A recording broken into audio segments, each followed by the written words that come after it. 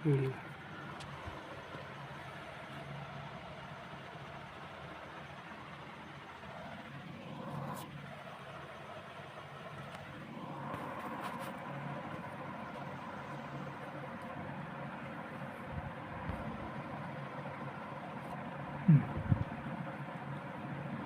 नमस्कार, welcome back to my YouTube channel Avinash Bharat official में आप सभी का स्वागत है।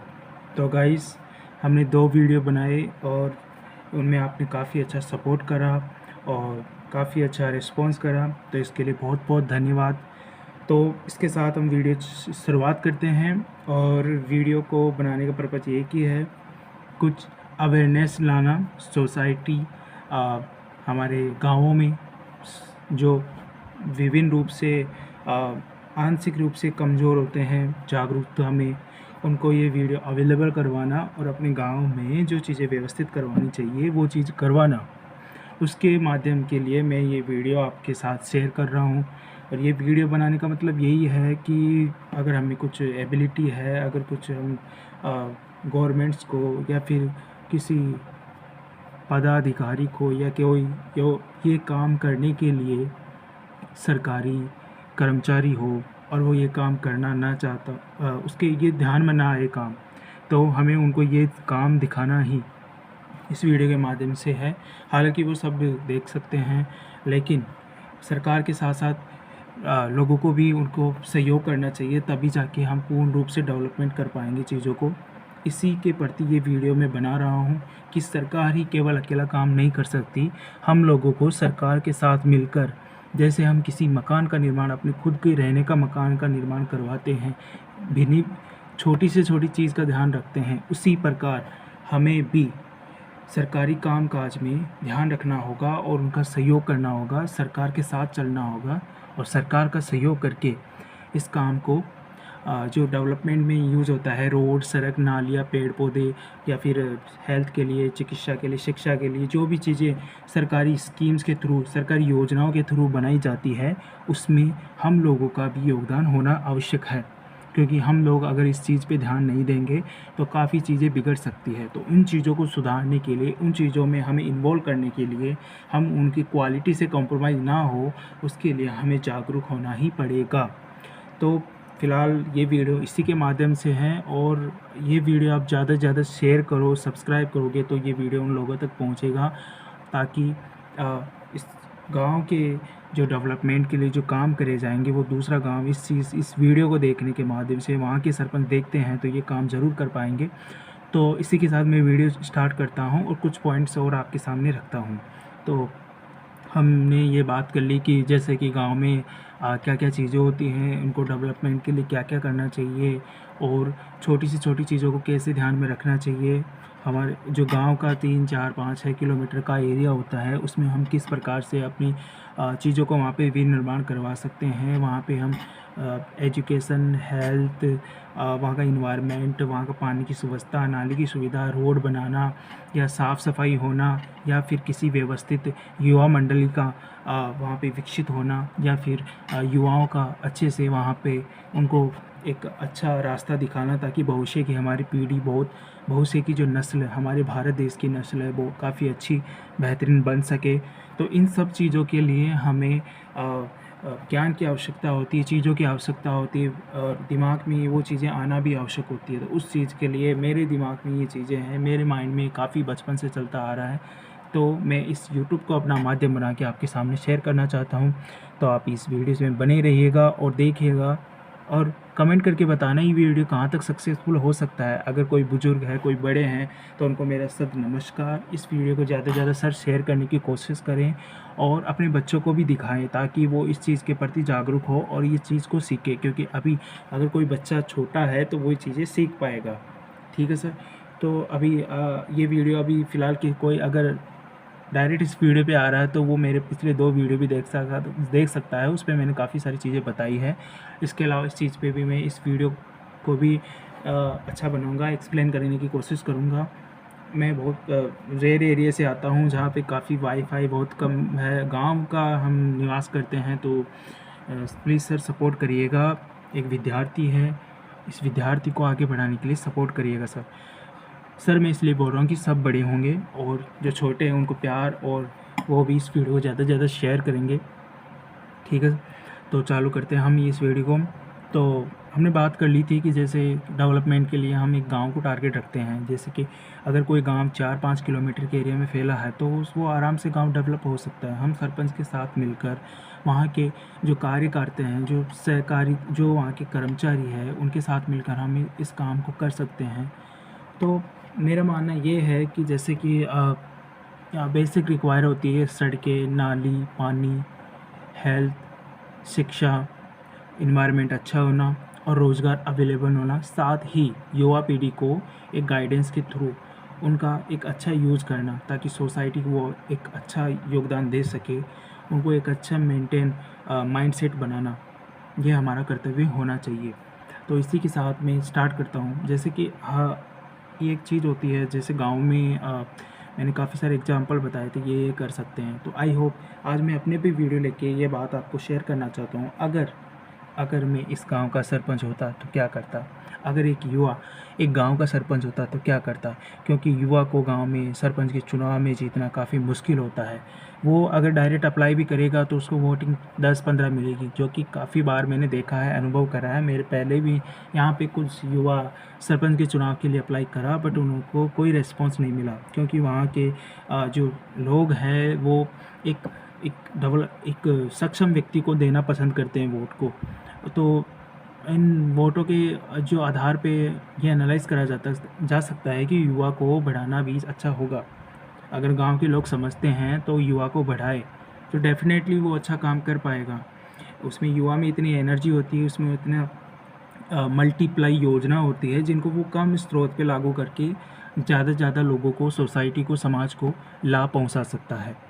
जैसे मेरा एग्जांपल ले लो, अगर मैं इस गांव का सरपंच था, माफ़ करना क्योंकि एग्जांपल ले रहा हूँ, इसे बुरा मत समझना, और मैं अपने पे भी नहीं ले रहा ये चीज़, मैं एक बता रहा हूँ। जैसे कि अगर मुझे इस गांव का सरपंच बनाए, मेरे गांव का सरपंच अगर मैं होता, तो डेफ़िनेटली सबसे पहले मैं एक ही चीज़ करता अपने गांव में। सबसे पहले एक चीज़ वो ये होती कि इस गांव में बेसिक रोड बनाना, पानी की सुविधा अवेलेबल करवाना।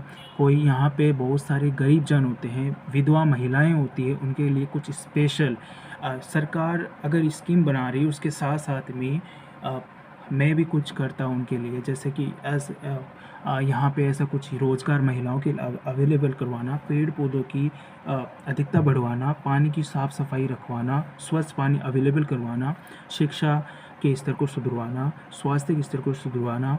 साथ ही जो यहाँ का निगम जो आने जाने का ट्रेवल है उस चीज़ को व्यवस्थित करवाना।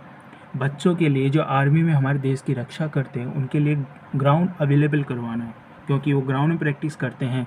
देखते हैं अक्सर रोड पे बच्चे दौड़ते हैं, काफ़ी सारे साधन गलती से उन पे चल जाते हैं, तो काफ़ी बच्चे एक्सीडेंट में हार्मफुल हो जाते हैं।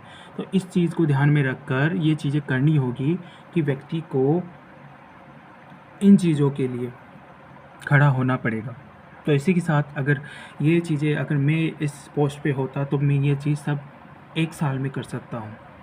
मेरे लिए 1 साल काफ़ी है, 12 महीने काफ़ी है, क्योंकि गांव ज़्यादा बड़ा नहीं होता है, उसका कुछ सीमित एरिया होता है, उसको हम डेवलप कर सकते हैं।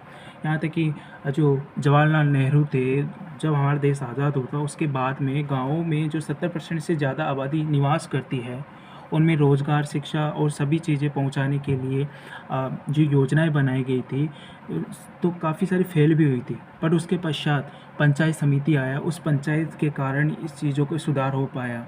जिला स्तर पर, परिषद स्तर पर, या नगर पालिका स्तर पर, या ग्राम पंचायत समिति के स्तर पर, क्योंकि ये चीज़ काफ़ी अच्छी डेवलपमेंट हुई। ये महात्मा गांधी जी का भी मानना था, हमारे बापू जी का भी, कि जैसे कि देश में हमारे गाँव में किसान भाई है, हमारा मूल रूप रोज़गार किसानी है।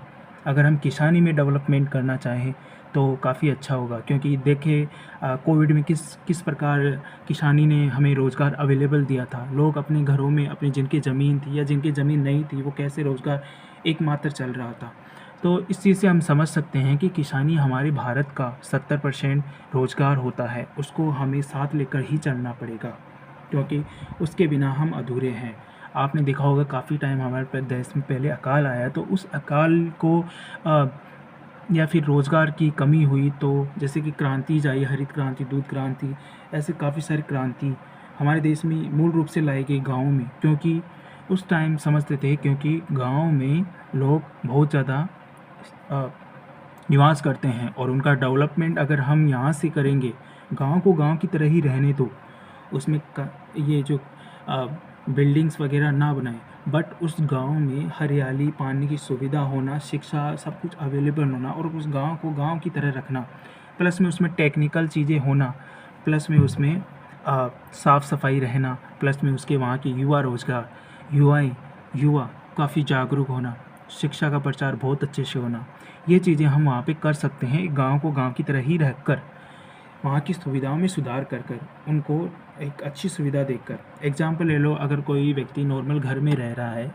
सपोज करो आंगन में रह रहा है, बट उसका जो सुविधाएं होती है उनको कॉम्प्रोमाइज़ ना करा जाए, उनको ये सुविधाएं अवेलेबल करवाई जाए, तो ये चीज़ें यहाँ तक हो सकती है। इसके अलावा जैसे कि देखता हूँ, अपने गांव में देखता हूँ, काफ़ी विधवा महिलाएं हैं, वो सिंगल पर्सन होती है, अपने बच्चों का पालन पोषण कर रही होती है, और अगर किन्हीं के हस्बैंड कम उम्र में ही देहांत हो जाता है तो उनको काफ़ी सारी प्रॉब्लम्स आती है, सोसाइटी से फेस करना पड़ता है, काम को, रोज़गार को, सब कुछ उनको देखना पड़ता है, क्योंकि सिंगल पेरेंट्स को बच्चों की जिम्मेदारी बहुत मुश्किल पड़ती है। तो उन चीज़ों के लिए भी उनके लिए कुछ विशेष योगदान, विशेष चीज़ें लेकर आनी चाहिए, सामाजिक रूप से उन्हें आगे बढ़ाना चाहिए। और वो रोज़गार की तलाश में इधर उधर भटकती रहती है, उनको काम नहीं मिलता है, थोड़ा बहुत काम मिलता है जिसमें वो कैसे मजबूरी में अपना गुजारा कर पाती है, तो इस चीज़ को भी विशेष रूप से ध्यान देना चाहिए। मैंने काफ़ी सारी चीज़ें गहनता से अध्ययन करी है, बहुत सी निम्नतम स्तंभ चीज़ें देखी है, और जो देखता हूँ कई महिलाएं, कहीं लड़कियां, ऐसे बोलो कि गर्ल्स जो पढ़ाई करती है, उनके जो मूलभूत शिक्षा का आधार होता है वो सिर्फ ग्रेजुएशन होने के बाद गांव में उनको ज़्यादा नहीं पढ़ाया जाता है। वो या तो पढ़ाई करती है तो वो शादी करने के बाद कुछ उनको रिस्पॉन्स नहीं होता है, वो अपने पैरों पे खड़ी नहीं हो पाती है, वो अपने लिए रोज़गार, अपने लिए बिजनेस, अपने लिए कुछ आइडियाज़ इम्प्लीमेंट नहीं कर पाती है। तो उनको भी आगे बढ़ाना ही होगा, तभी हमारा देश आगे बढ़ पाएगा, क्योंकि एक देश की आधी आबादी को इस तरह से बिना किसी योजना के आगे ना बढ़ाना हमारे देश के लिए ये बहुत बुरा हो सकता है भविष्य में। इसलिए सरकार भी काफ़ी हेल्पफुल हो रही है इन चीज़ों के लिए, तो हमें भी आगे होना पड़ेगा। इसलिए मैं ये इनमें भी सोचने पर काम करना चाहूँगा। इसके साथ ही पॉइंट और भी है, ऐसे अनगिनत पॉइंट हैं, बट ये जो मेन पॉइंट है जो मैं आपको बता रहा हूँ, जो मेजर पॉइंट है जिनको होना ही चाहिए, वो ज़रूरी है। इसके साथ गांव में, हर गांव में युवा मंडली होती है, उस युवा मंडली का कोई यूज़ नहीं है, उस पर कोई जागरूकता नहीं, वो निष्क्रिय पड़ा है, तो उसको भी जागरूक करना चाहिए। समय समय पर ऐसी योजनाएं लानी चाहिए, समय समय पर ऐसे टूर्नामेंट, ऐसी प्रतियोगिता, एग्ज़ाम्स करवानी चाहिए जिनके आधार पर बच्चे जागरूक हो और अपना जागरूकता एक अच्छे माध्यम में लगा पाए, जिससे कि वहाँ की जो पीढ़ी दर है वो भटक भी नहीं पाएगी और अपना टारगेट फिक्स कर पाएगी और अपना अच्छे मार्ग पर चल पाएगी। तो ये चीज़ें भी इसके साथ में इंक्लूड करना चाहता हूँ। माफ़ी चाहता हूँ अगर इस वीडियो में कुछ भी गलत लगा हो तो प्लीज़ माफ़ी चाहता हूँ।